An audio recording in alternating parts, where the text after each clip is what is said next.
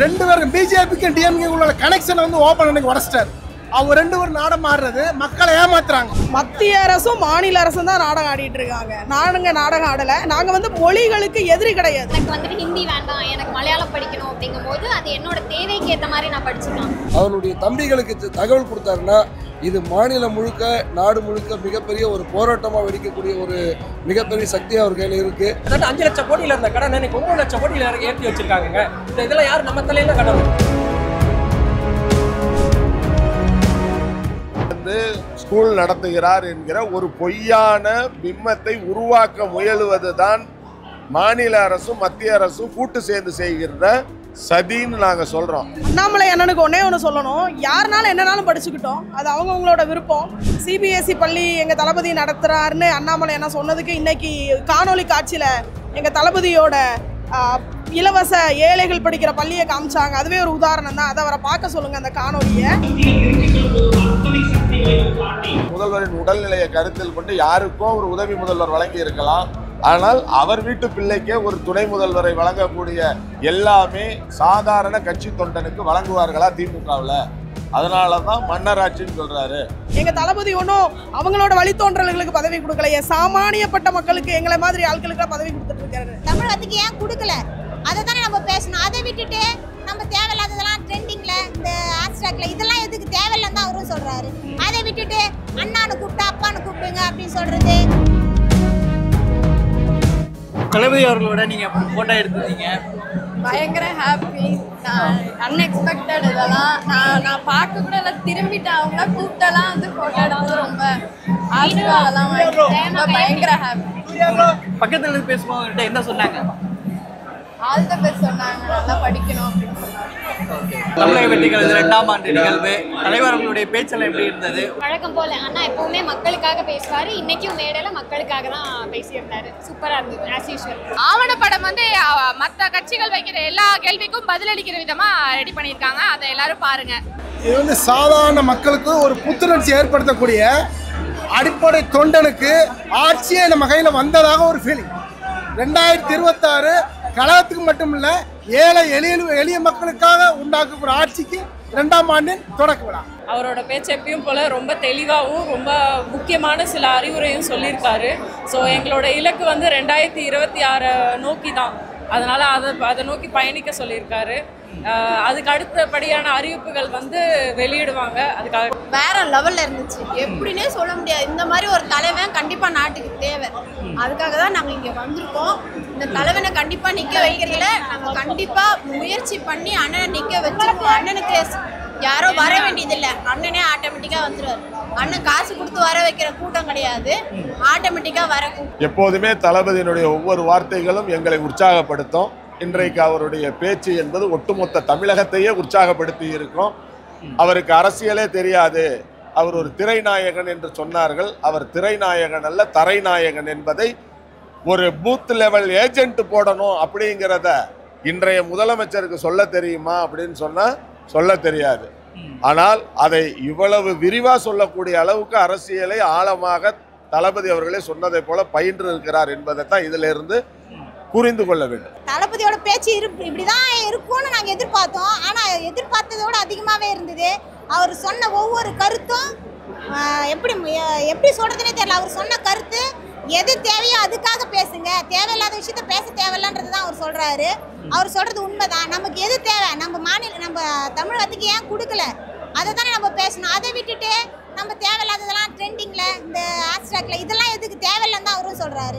அதை விட்டுட்டு அண்ணானு கூப்பிட்டா அப்பான்னு கூப்பிடுங்க அப்படின்னு சொல்றது, இதை அவர் பண்ணிட்டாக்கா இப்பதான் வந்தாங்க, இவங்களுக்கு என்ன இருக்கும், இவங்க இந்த கட்சியினால என்ன வரப்போகுது, எங்களை இழிவுபடுத்தி பேசுறதே அவங்க குறிக்கோளா வச்சிருக்காங்க. அதை விட்டுட்டு நம்ம மேல என்ன குற்றச்சாட்டு வைக்கிறாங்க, அதை நம்ம எப்படி சரி பண்ணலாம், அதில் அவங்க கான்சன்ட்ரேஷன் வச்சாக்கா அது இன்னும் நல்லா இருக்கும் நாங்கள் நம்புவோம்.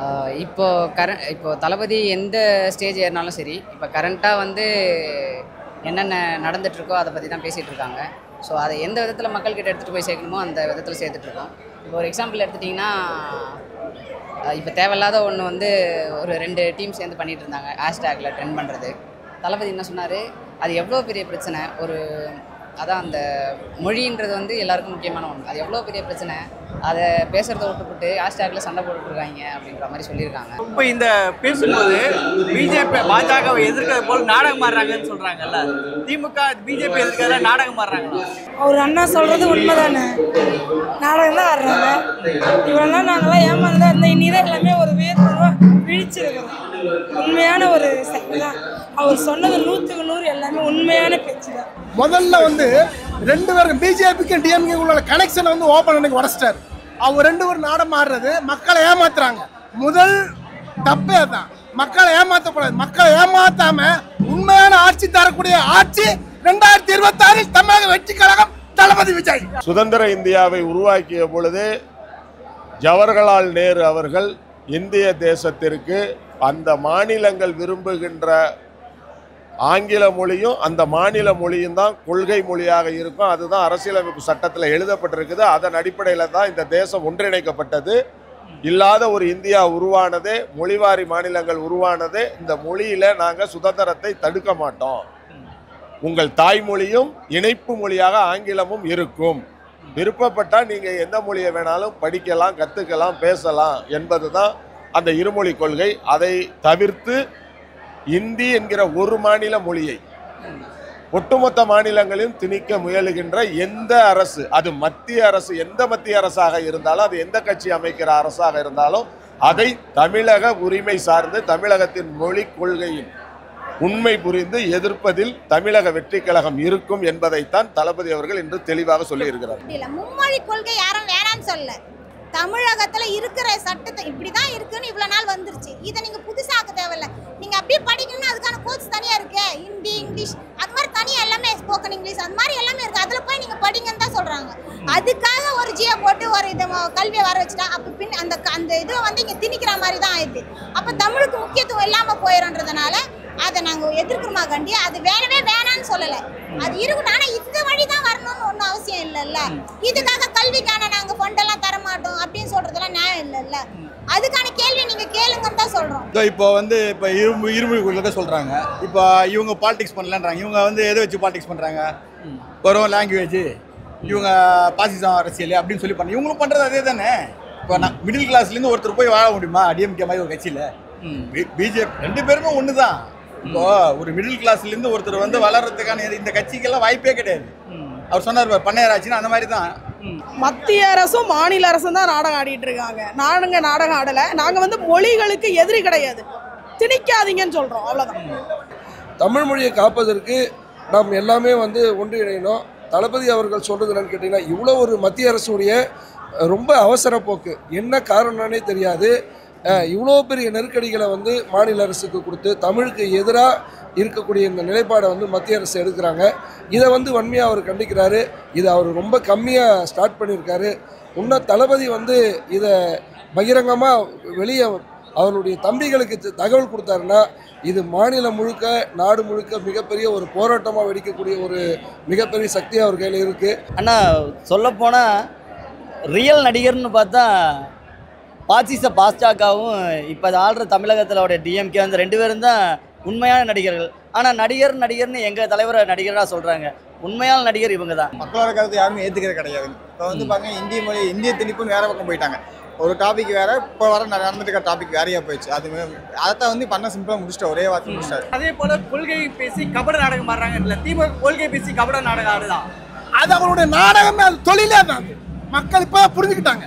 என்னன்னா இப்போதான் திமுக மேலே வந்து நம்பிக்கை கொஞ்சம் கொஞ்சமாக குறைஞ்சிட்டு வருது. பிஜேபி மேலே நம்பிக்கை கொஞ்சம் கொஞ்சமாக குறைஞ்சிட்டு வருது. அதுக்கு என்ன காரணம்னா மக்களுடைய எழுச்சி. மீடியா வந்துருச்சு பார்த்தீங்களா? அந்த மீடியா மூலியமாக மக்கள் யார் நல்லவங்க கெட்டவங்க, எதனால ஏமாத்துறாங்க, ஏமாற்றப்படுறாங்க அப்படின்னு மக்கள் நல்லா தெரிஞ்சுக்கிட்டாங்க. இதனுடைய தெளிச்சி தான் 26 மக்களுடைய எழுச்சியா இருக்க போகுது. இல்லை, மும்மொழி கொள்கையினால என்ன யூஸ் இங்கே இருந்திருக்கு? மும்மொழி கொள்கை ஹிந்தியிலேருந்து இங்கே வர்றவங்க இங்கே என்ன ஒர்க் பண்ணிட்டு இருக்காங்க? பானிபூரி விற்றுக்கிட்டோம், பழக்கடையில் வேலை பார்த்துக்கிட்டோம், இப்படி தான் இருக்காங்களே தவிர்த்து இங்கே வந்துட்டு ஹிந்திலேருந்து வந்தவங்க இங்கே தான் பெரிய இடத்துல இருக்காங்களா? நம்மளால் நம்ம வந்து டெல்லி போனாலும் நம்மளால் சமாளிக்க முடியும். நமக்கு இங்கிலீஷ் தெரியும், தமிழ் தெரியும், ஹிந்தியும் நம்ம அண்டர்ஸ்டாண்ட் பண்ணி பேசிக்கலாம் அங்கே. ஆனால் ஹிந்திக்காரங்க வந்து இங்கே வந்து தமிழ் கற்றுக்குறாங்க. அந்த மாதிரி நம்ம அந்த நாட்டில் போனால் நம்ம ஹிந்தி கற்றுக்க வேண்டியதான். அது கட்டாயப்படுத்தி படிக்கணும்னு சொல்லக்கூடாது. இல்லை, நமக்கு தேவை, நமக்கு என்ன தேவை அப்படின்னு நம்ம தான் சூஸ் பண்ணணும். அதாவது ஒரு கவர்மெண்ட் வந்து திணிக்கக்கூடாது. குறிப்பா இந்த மும்மொழி கொள்கையில வந்து மத்திய அரசு மாநில அரசு நாடகம் போடுறாங்க அப்படின்னு சொல்லி சொல்றாங்க. அண்ணா அதை இன்னைக்கு மேடையில சொல்லியிருந்தாரு. எங்களுக்கு வந்துட்டு விருப்பம் இருக்கிறவங்க எந்த மொழி, இப்போ எனக்கு வந்துட்டு ஹிந்தி வேண்டாம், எனக்கு மலையாளம் படிக்கணும் அப்படிங்கும்போது அது என்னோட தேவைக்கு ஏற்ற மாதிரி நான் படிச்சுக்கலாம். ஆனால் ஒரு மொழியை நீங்கள் திணிக்காதீங்க, இங்கே ஹிந்தி தான் படிக்கணுங்கிறத திணிக்காதீங்க. எந்த மொழிங்கிறத அதை மக்கள் தீர்மானிக்கட்டும், மாணவர்கள் தீர்மானிக்கட்டும் அப்படிங்கிறத அண்ணா இன்னைக்கு வலியுறுத்தினது. அதனால தான் நாங்கள் மும்மொழி கொள்கையை எதிர்க்கிறோம் அப்படிங்கிற மாதிரி. அவர் கரெக்டாக தான் சொல்லியிருக்காரு. மொழி கற்றுக்கங்க, மாநில உரிமையை விட்டு கொடுக்காம மொழியை கற்றுக்கணுன்றார். கரெக்டு தானே. இருமொழி கொள்கையில் நாங்களும் உறுதியாக இருக்கிறோம். ஆனால் நாங்கள் எக்ஸ்ட்ரா மொழி கற்றுக்கிறதுல நாங்கள் எதுவும் டிஸ்ட்ராக்ஷன் கிடையாது, கற்றுக்கணும்னு சொல்கிறாரு. கரெக்டு தான். இதை வச்சு பாலிடிக்ஸ் பண்ணுறாங்க. ஆனால் இவங்க அவங்களுக்கு பணம் வாங்க மாட்டேன்றாங்க, இவங்க பணம் வாங்க மாட்டேன்றாங்க. கரெக்டு தான். அவர் சொல்கிறது எல்லாமே ப்ராக்டிக்கலாக நடக்கிறதானே பேசுகிறாரு. அவர் நம்மளில் ஒருத்தராக பேசுகிறாரு, கட்சிக்காராவோ அரசியல்வாதியாவோ பேசலை, வீட்டில் ஒருத்தராக பேசுகிறாரு. அதானே உண்மை. நான் பணம் கொடுக்க மாட்டேன்னு அவங்க சொல்கிறதும் இவங்க கேட்குறதும், அப்போ நம்ம எல்லாம் முட்டாள் மாதிரி தானே இருக்கிறோம். இப்போ விஜய் அவர்களே வந்து ஒரு சிபிஎஸ்சி ஸ்கூல் நடத்துகிறாங்க அப்படின்லாம் சொல்கிறாங்க. அது உண்மையா? இப்போ அப்படி இருக்கும்போது அமைச்சர்கள் வீட்டில் தளபதி வந்து ஸ்கூல் நடத்துகிறார் என்கிற ஒரு பொய்யான பிம்பத்தை உருவாக்க முயலுவதுதான் மாநில அரசும் மத்திய அரசும் கூட்டு சேர்ந்து செய்கிற சதின்னு நாங்கள் சொல்கிறோம். தளபதி எந்த ஒரு பள்ளியை நடத்தவில்லை. ஒரு பள்ளி நடக்கிறது, அந்த பள்ளிக்கான இடத்தை, அவரோட சொந்த இடத்தை ஒப்பந்த அடிப்படையில் லீஸுக்கு கொடுத்துருக்கிறார். அவ்வளவுதான். ஒரு வீட்டை வாடகை கொடுறது மாதிரி தான். வீட்டை வாடகை கொடுக்கும் பொழுது எந்த மொழிக்காரவங்களுக்கும் கொடுக்கலாம், எந்த இனத்துக்கும் கொடுக்கலாம், எந்த மதத்துக்கும் கொடுக்கலாம். அதைத்தான் தளபதி செய்திருக்கிறார்கள். அங்கே கல்வி வளர்ச்சி ஏற்படுகிறது. ஆகவே அந்த வாய்ப்பை அந்த பகுதியில் பெறட்டும்னு ஒரு பள்ளிக்கான வாய்ப்பை கொடுத்துருக்காரு. அந்த பள்ளியில் கூடுதலாக இந்தி மற்றும் மற்ற எல்லா மொழிகளும் இருக்குது. விருப்ப பாடமாக ஏதாவது ஒன்றை தேர்வு பண்ணி மாணவர் படிக்கலாம். இந்தி படித்தே ஆக வேண்டும் என்பதை மட்டும்தான் நாங்கள் எதிர்க்கிறோம். தமிழ், ஆங்கிலம் இருமொழி கொள்கை தான் உயிர் கொள்கை, தமிழகத்தின் கொள்கை. அதில் எந்த அரசு எந்த கட்சி சமரசம் செய்து கொண்டாலும் அவர்கள் தமிழகத்திலிருந்து விரட்டி அடிக்கப்படுவார். அண்ணாமலை அண்ணனுக்கு ஒன்று சொல்லணும். யாருனாலும் என்னனாலும் படிச்சுக்கிட்டோம், அது அவங்கவுங்களோட விருப்பம். எந்த லாங்குவேஜ்னாலும் யாருனாலும் செலக்ட் பண்ணி படிச்சுக்கிட்டோம், அது அவங்கவுங்களோட விருப்பம். சிபிஎஸ்சி பள்ளி எங்கள் தளபதி நடத்துகிறாருன்னு அண்ணாமலை என்ன சொன்னதுக்கு இன்னைக்கு காணொலி காட்சியில் எங்கள் தளபதியோட இலவச ஏழைகள் படிக்கிற பள்ளியை காமிச்சாங்க. அதுவே ஒரு உதாரணம் தான். அதை அவரை பார்க்க சொல்லுங்கள் அந்த காணொலியை. எந்த ஒரு மொழியையும் படிக்க வேண்டாம் நாங்கள் சொல்லவே இல்லை. யார் வேணாலும் எங்கே வேணாலும் படிச்சுக்கோங்க. தமிழகத்தில் கொண்டு வந்து உங்கள் மும்மொழி கொள்கையை திணிக்காதீங்க. எங்களோட இருமொழி கொள்கை மட்டும் எங்களுக்கு போகும். சார், இதில் விஜய் அவர்களுடைய பள்ளி பொறுத்த வரைக்கும் எல்லாமே வந்து விஜய் அவர்களுடைய பள்ளின்னு சொல்லி ஒரு குற்றச்சாட்டு பேசுகிறாங்க, விமர்சனம் வச்சுருக்காங்க. ஆனால் அது அப்படி இல்லை. நீங்கள் ஒரு விஷயம் பார்க்கணும். விஜய் வித்யாசரம் பள்ளி, படூரில் இயங்கக்கூடிய விஜய் வித்யாசரம் பள்ளியில் எனக்கு நெருக்கமாக தெரியும், எந்த மாணவர்களுக்கும் அவங்க வந்து அழுத்தம் கொடுக்கறதே கிடையாது. சிபிஎஸ்சி சிஸ்டம், அதாவது மத்திய கல்வி திட்டத்தின் பிரகாரம் அந்த பள்ளியில் ஹிந்தி மற்ற மொழிகள் இருக்குது. அதில் வந்து பிரியப்படுறவங்க ஹிந்தி படிக்கிறாங்க. அதில் வந்து தளபதியோ இல்லை வந்து வேறு யாரோ வந்து பெருசாக ஒரு எதிர்ப்பு தெரிவிக்கல. நீங்கள் புரிஞ்சிக்க வேண்டிய ஒரு விஷயம் என்னன்னு கேட்டிங்கன்னா, அதே விஷயத்தை கொண்டு வந்து இங்கே அரசு பள்ளிகளிலையும் மற்ற இடங்களில் கொண்டு வந்து ஒட்டுமொத்தமாக அவங்க வேற ஒரு விஷயத்தை செய்யணும்னு நீங்கள் நினைக்கிறாங்க. கொள்கையை பேசி கபட நாடகம் மாறுறாங்கன்னு ஏற்கனவே பேசியிருந்தாங்க. இன்னைக்கு யாதவ அர்ஜுன் அவர்களும் பேசியிருக்காங்க. கொள்கையை பேசி எந்த இடத்துல கபட நாடகம் மாறுறாங்க? அதான் தேர்தல் வாக்குறுதி அப்படிங்கிறது ஒன்று கொடுப்பாங்க. அவங்க தேர்தல் காலமே முடிய போது அதை அவங்க ஞாபகம் வச்சுருக்காங்களா இல்லையான்னு கூட தெரியல. இதே மாதிரி தான் அவங்க அரசியல் பயணம் மொத்தமாகவே போயிட்டு இருக்கு. என்ன சொல்கிறோம் அப்படிங்கிறத கூட மறந்துடுறாங்க ஆட்சியாளர்கள். இவ்வளோ நாள் ஏமாத்திருந்தாங்க, இனி எந்த கட்சியை ஏமாற்ற முடியாது. இருமொழி கொள்கையை ஆதரித்து மும்மொழி கொள்கையை திணிக்கின்ற மத்திய அரசை எதிர்த்து சட்ட ரீதியாகவும் கள போராட்டம் செய்யறதை விட்டுவிட்டு ஊடகத்தில் வந்து நாங்களும் இருக்கோம்னு இவர்கள் விளம்பரப்படுத்திக்கிறாங்க இல்லையா, அதைத்தான் தளபதி நேரடியாக இவங்களோட கபட நாடகம்னு சொல்றாரு. கொள்கை ரீதியாக வந்து மும்மொழி கொள்கையை வேணான்னு எதிர்க்கணும்னா வந்து ஒரு செகண்ட்ல எதிர்த்து என்ன உண்டா பண்ணிட்டு போயிடலாம். ஆனால் எங்கள் தலைவர் சொன்ன மாதிரி எல்கேஜி யூகேஜி ஸ்டூடெண்ட் மாதிரி ரெண்டு பேரும் ஒருத்தருக்கு ஒருத்தர் கூட்டுக்களவாணிகள் தான். ஆட்சியாக தான் இருக்குது. எந்த அடிப்படையில் மக்கள் விரோதமாக இருக்குது? மக்கள் யாருமே நிம்மதியாக இல்லைங்க.